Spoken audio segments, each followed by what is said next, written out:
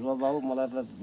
साह्रै अप्ठ्यारो भयो अरे अब के गर्ने होला के अप्ठ्यारो भयो तपाईँलाई भन्नुहोस् त केपी ओलीले छालाछाती मार्छु अब यिनी जनजीको अनि भन्छ अरे केपी ओलीले छाराछिरी मार्छु भन्छ अरे ओहो कसले भनिदियो तपाईँलाई यस्तो कुरा अनि अब पार्टीको अम्नाम्रो दल गरिन मलाई अब त्यो अब जनजीको त घुन्टिरो छ होइन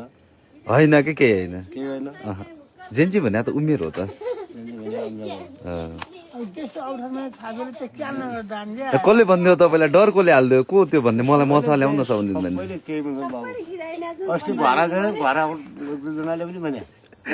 आज मनालमा त यस्तो नराम्रो भने आज अनि हामी जस्तो लाटन डर लाग्यो नराम्रो भने आज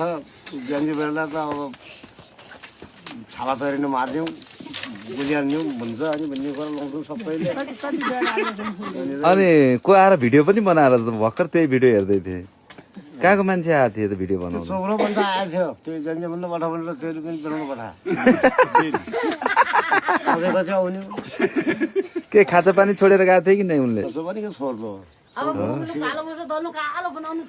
होइन केही समस्या हुँदैन कहाँ जेन्जी भने के समस्या हुँदो हो र केही चिन्ता नमाने केही हुँदैन के चिन्ता अहिले पुलिस घरै आएर डर हुँदैन छ लाटो मान्छे कुरा त लाटो मान्न त भइयो भाइ कहिले नभए हामी जन्जीवारी हुँदा यो बुट्टा भन्छ जन्जीको त उमेरको हद हुन्छ